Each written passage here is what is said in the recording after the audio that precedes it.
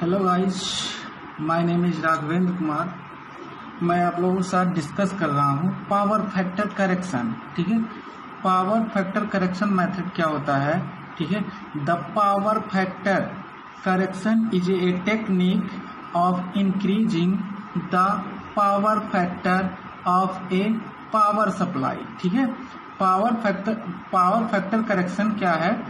The power factor correction is a technique, ठीक है, of increasing the power factor of A power supply. ठीक है, मैं आप लोगों से ये कह रहा हूँ कि आप लोग पूरा वीडियो देखिएगा। आपको मैं पक्का बता रहा हूँ कि आपको मजा आएगा, पक्का एकदम 100%। पावर फैक्टर के बारे में आपको पूरा ज्ञान हो जाएगा। मैं डेफिनेटली बता रहा हूँ कि अगर आप लोग पूरा वीडियो देखेंगे तो आपको पावर फैक्टर के बारे में पता चल जाएगा कि कितना महत्वपूर्ण होता है पावर फैक्टर हमारे लिए। ठीक है, इलेक्ट्रिकल इंजीनियरिंग के लिए।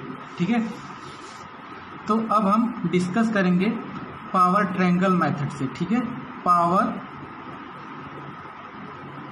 ट्रायंगल मेथड से।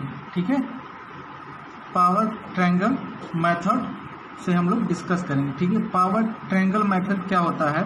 ठीक है, एक जो हम लोग बचपन में क्या कह रहे हैं, जो 5th 6th में है, पाइथागोरस थ्योरम।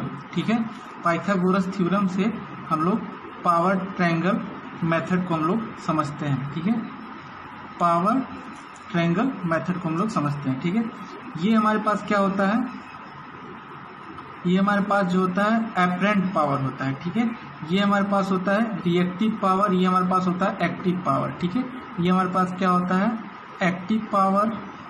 ठीक, ध्यान से समझना, एक्टिव पावर। और ये हमारे पास होता है रिएक्टिव पावर।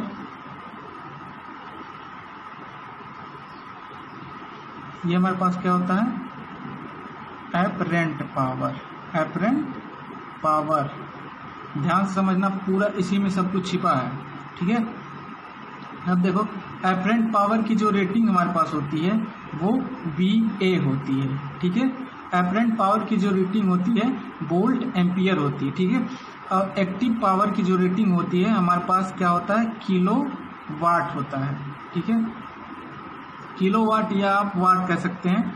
तो अगर ये वाला किलो वाट में लिख रहे हैं तो ये भी हम kVA लिखेंगे। ठीक है, अगर रिएक्टिव पावर का हम लोग को पता है यूनिट क्या होती है kVAR।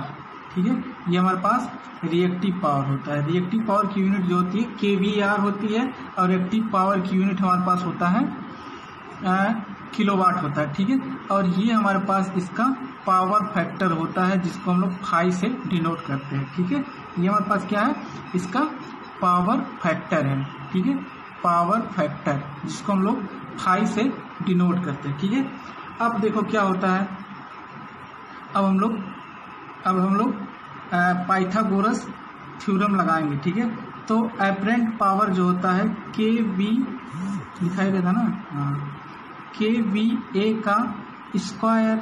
ठीक है, kVA का स्क्वायर इक्वल टू दोनों का सम का स्क्वायर। ठीक है, दोनों का स्क्वायर प्लस सम।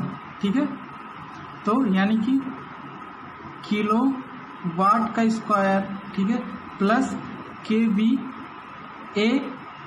का square.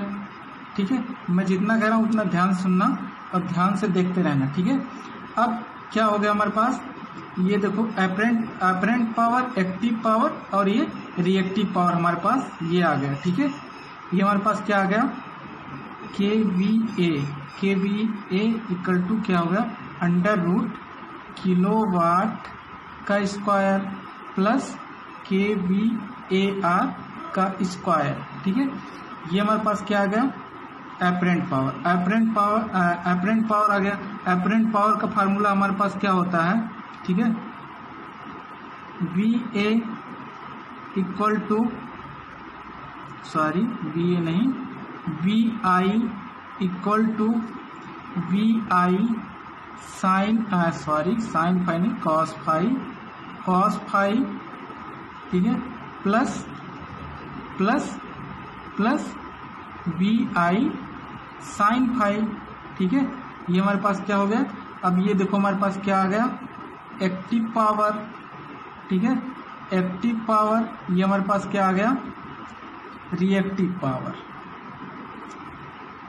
Reactive power, reactive power, ठीक है। ओहो लिखा ही नहीं दे रहा, रिएक्टिव पावर, ठीक है। ये हमारे पास क्या आ गया, एक्टिव पावर और रिएक्टिव पावर, ठीक है। और ये हमारे पास क्या हो गया, एपरेंट पावर, ठीक है, एपरेंट पावर, ठीक है। ये हमारे पास एपरेंट पावर हो गया, ठीक।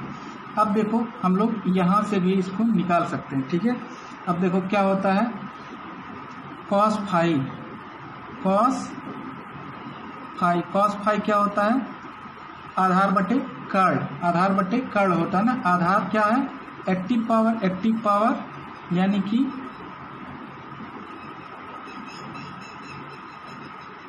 किलोवाट, ठीक है। तो हम लोग देखते हैं कॉस फाई, ठीक है। कॉस फाई क्या होता है, कॉस फाई हम लोग जब देखते हैं पाइथागोरस थ्योरम में, तो हम लोग जानते हैं कि कॉस जो लाल बटा कक्का होता है ना, लाल बटा कक्का, तो कॉस क्या है, आधार बटा कर्ल। तो आधार हमारे पास एक्टिव पावर है, एक्टिव पावर, ठीक है। और हमारे पास क्या है, कर्ल में क्या है, रिएक्टिव पावर यानी कि KVA, ठीक है, KVA। तो हमारे पास जो एक्टिव पावर हो जाएगा, एक्टिव पावर बराबर क्या होता है, एक्टिव पावर बराबर हमारे पास यही तो होता है VI cos फाई, ठीक है। देखो यहाँ आया VI cos फाई, तो हमारे पास एक्टिव पावर, उसी प्रकार से ये इस तरह से साइन क्या होता है, साइन फाई इक्वल टू क्या होता है हमारे पास, साइन फाई होता है KVAR आधार लाल यानी कि लंब बटा कर्ल, ठीक है। तो KVAR अपान एपरेंट पावर जो है KVA है, ठीक है। तो ये क्या हो जाएगा, हमारे पास जो रिएक्टिव पावर होगा, रिएक्टिव पावर हमारे पास क्या होगा, रिएक्टिव पावर हमारे पास होगा VI साइन फाई, ठीक है। ये हमारे पास रिएक्टिव पावर होगा, ठीक। तो ये हमारे पास हुआ एक्टिव पावर और रिएक्टिव पावर, ठीक है। अभी ध्यान से देखते रहना, ठीक है, ध्यान से देखते रहना। अब देखो क्या होता है, अब देखो अब इसमें क्या होगा, एक्टिव पावर और रिएक्टिव पावर हमने निकाल लिया, ठीक है। अब देखो क्या होगा, tan theta, tan phi equal to क्या होगा हमारे पास, tan फाई इक्वल टू क्या होगा, tan फाई इक्वल टू क्या होगा, tan फाई इक्वल टू क्या होगा, रिएक्टिव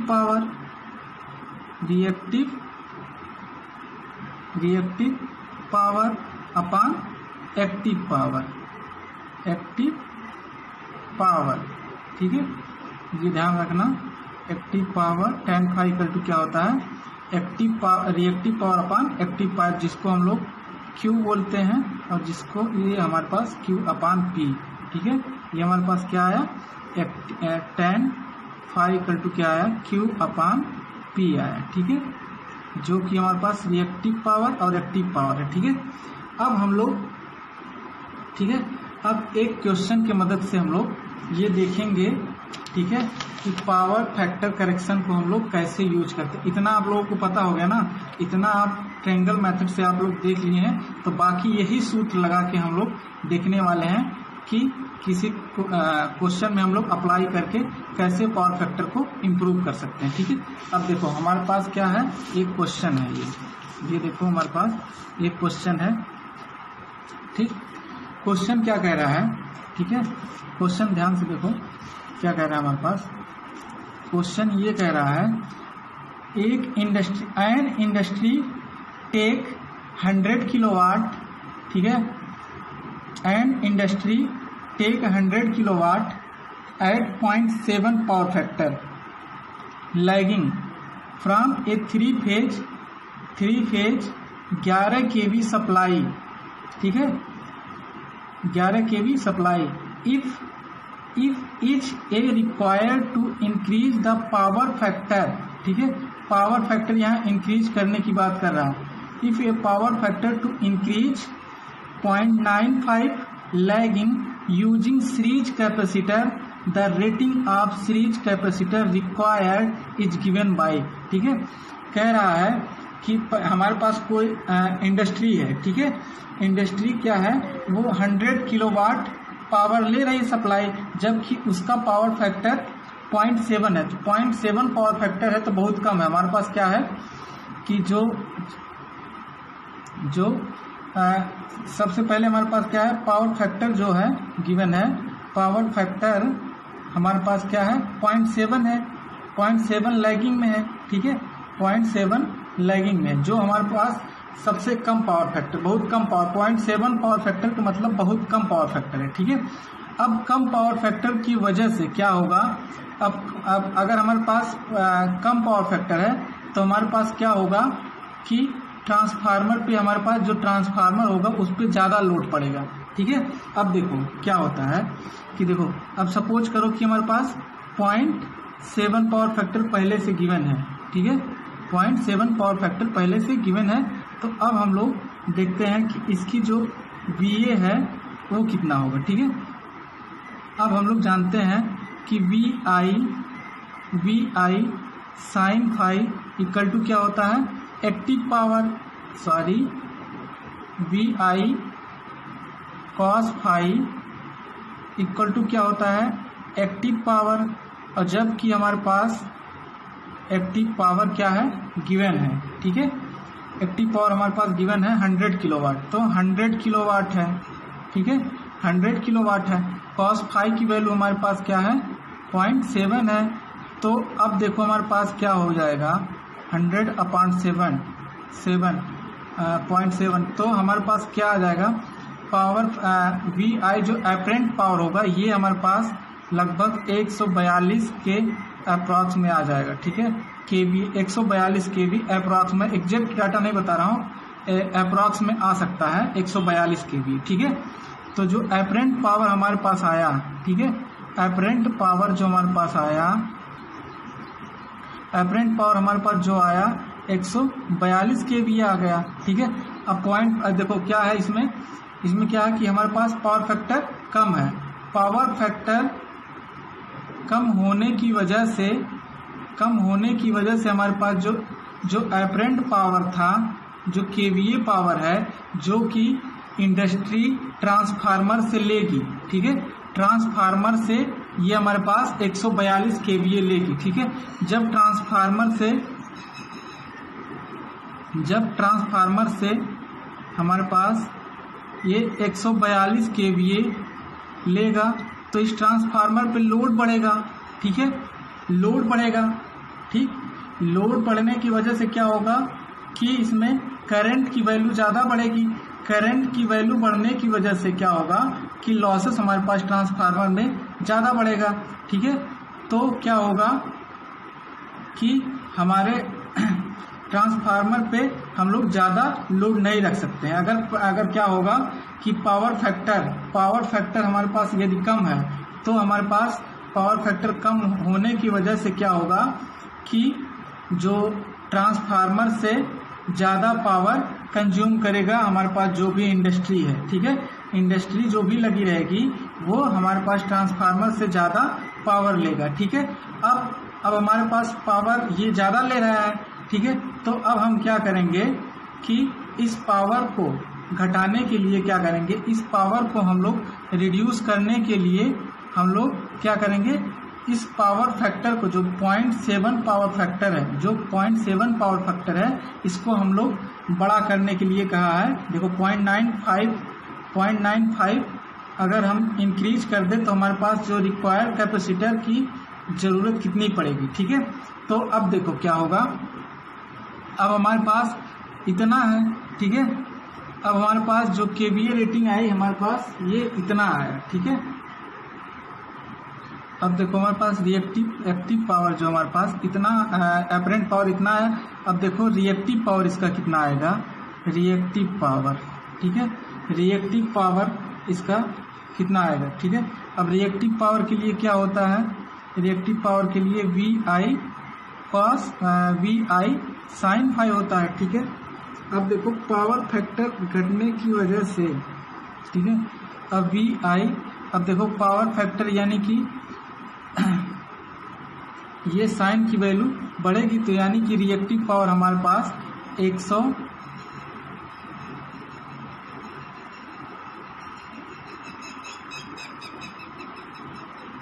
इसका रिएक्टिव पावर लगभग हमारे पास 102.02 kVAR आएगा, ठीक है।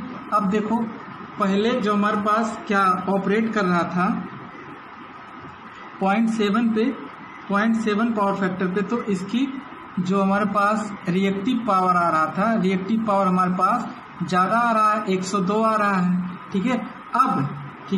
अब जब हम लोग क्या करेंगे, अब हम लोग देखो इसका हमारे पास पावर फैक्टर, अब हमारे पास पावर फैक्टर इसका बढ़ गया है, तो पावर फैक्टर जब बढ़ा हमारे पास, पावर फैक्टर अब क्या हो गया, पावर फैक्टर cos 5.95 आ गया हमारे पास। अब इसका पावर फैक्टर हमारे पास बढ़ गया। अब जब पावर फैक्टर बढ़ेगा, ठीक है, पावर फैक्टर बढ़ने की वजह से, ठीक है, अब पावर फैक्टर जब हमारे पास बढ़ गया, ठीक,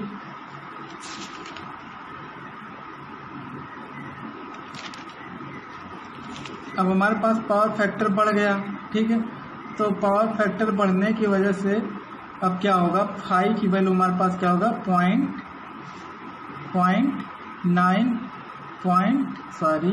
cos 5 इक्वल टू क्या होगा, cos इनवर्स 0.95, ठीक है, 0.95 आ गया, ठीक। अब क्या होगा कि अब tan फाई इक्वल टू हम लोग जानते हैं कि reactive power upon active power होता है। अब फाई की वैल्यू हम लोग जब रखेंगे tan cos इनवर्स -0.95, ठीक है, तो अब हमारे पास Q की जो वैल्यू आएगी अपॉन P तो 100 है, ठीक है। अब ये देखो क्या होगा, अब देखो जब ये हमने tan फाई की जगह पे ये वाली वैल्यू रखी, तो लगभग tan फाई ये इसके अप्रॉक्सीमेट 328 इतना आया Q बाई 100 किलोवाट, ठीक है। तो लगभग क्या आ जाएगा, जो अब रिएक्टिव पावर हो रहा हमारे पास Q, अब जो रिएक्टिव पावर जब 0.95 पे हमारे पास जो पावर फैक्टर, जब हमारे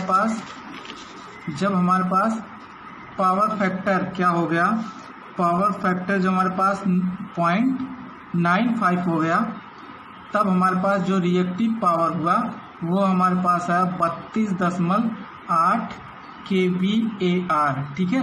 देखें इससे क्या मिला हमको, जैसे कि देखो अब देखो क्या हुआ कि जैसे ही हमारे पास पावर फैक्टर 0.95 हुआ, वैसे ही हमारे पास क्या हुआ कि रिएक्टिव पावर की जो वैल्यू है वो हमारे पास घट गई, ठीक है, घट के इतना आ गया, ठीक है। अब हमको ये देखना है कि कितनी सीरीज में कैपेसिटर रिक्वायर्ड है कि हमारे पास जो पावर फैक्टर क्या हो जाए, कि हमारे पास पावर फैक्टर 0.95 लैगिंग हो जाए। तो हमारे पास जो पहले QL था, ठीक है, QL यानी कि ये क्या था हमारे पास 102 kVAR, ये क्या था हमारे पास QL था, ठीक है, QL माइनस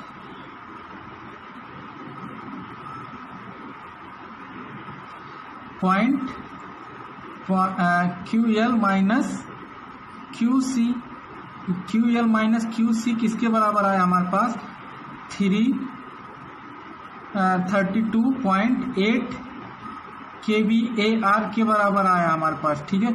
अब हमें रिएक्टिव पावर कैपेसिटर के अक्रॉस में चाहिए, तो हमारे पास वो कितना आएगा QL हमारे पास जो पहले लोड का रिएक्टिव पावर था 102.02 kVAR था, ठीक है, और माइनस 32.8 kVAR, ठीक है, इक्वल टू QC, जो सीरीज में हमारे पास कैपेसिटर लगे रहेगा उसकी रेटिंग हमारे पास इतना होना चाहिए, यानी कि 69 पॉइंट समथिंग kVAR के बराबर आएगा। ठीक है, QC जो कैपेसिटर हम लोग लगाएंगे, जो सीरीज में, यहाँ देखो क्वेश्चन में क्या कहा, यूजिंग सीरीज कैपेसिटर, जब पॉइंट पावर फैक्टर बढ़ाने के लिए क्या करना पड़ेगा हमें, 0.95 लैगिंग अगर पावर फैक्टर हमको चाहिए तो हमको इसके सीरीज में एक कैपेसिटर बैंक लगाना पड़ेगा। क्या लगाना पड़ेगा, इसके सीरीज में जो पावर, जो ट्रांसमिशन, जो पावर लाइन है उसके सीरीज में एक कैपेसिटर बैंक लगाना पड़ेगा, जिस और कैपेसिटर बैंक की जो KVA रेटिंग होगी, KVAR रेटिंग, जो रिएक्टिव पावर उस कैपेसिटर बैंक की जो KVAR रेटिंग होगी वो हमारे पास वो होना चाहिए 69 kVAR की रेटिंग होनी चाहिए, तब जाके हम उसका पावर फैक्टर इम्प्रूव कर पाएंगे 0.95 लैगिंग तक। ठीक है, यदि हम लोग सीरीज में एक कैपेसिटर पावर बैंक को ऐड कर दें तो हम क्या करेंगे, पावर फैक्टर को इम्प्रूव कर देंगे। अब देखो पावर फैक्टर जैसे ही हमारे पास इम्प्रूव हुआ, ठीक है, पावर फैक्टर इम्प्रूव हुआ तो पावर फैक्टर अब क्या हो गया, जैसे ही हमने 69 kVAR का कैपेसिटर एक बैंक लगा दिया। अब एक बैंक लगाने की वजह से जो हमारे पास पावर फैक्टर आ गया 0.95। अब पावर फैक्टर 95 आने की वजह से, ठीक है, पावर फैक्टर आने की वजह से पावर फैक्टर 0.95 आने की वजह से जो हमारे पास एपरेंट पावर था वो क्या हो गया, घट गया। एपरेंट पावर घटने की वजह से अब जो एपरेंट पावर हमारे पास लगभग 105.26 kVA आ गया। ठीक है, एपरेंट पावर जो VI है वो हमारे पास घट के आ गया 105। अब ट्रांसफार्मर पे हमारे पास कम लोड पड़ेगा। ठीक है, कम लोड पड़ेगा हमारे पास, ट्रांसफार्मर पे क्या होगा, कम लोड पड़ेगा। 100 पहले क्या था, जब हमारे पास 0.7 पावर फैक्टर था, ठीक है, तो उस जगह पे हमारे पास KVA की वैल्यू जो आ रही थी, KVA की जो वैल्यू आ रही थी वो ज़्यादा आ रही थी। अब जैसे ही पावर फैक्टर हमारे पास बढ़ा, KVA की वैल्यू कम आई तो ट्रांसफार्मर पे लोड कम पड़ेगा। ट्रांसफार्मर पे जब लोड कम पड़ेगा तो लोड करंट कम होगा। कम होने की वजह से ट्रांसफार्मर में लॉसेस कम होंगे। ठीक है, और हमारे पास इंडस्ट्री में जो पावर सप्लाई आ रही है वो अच्छा आएगा और लोड कम होगा। ठीक है, लोड नहीं, लॉसेस कम होगा।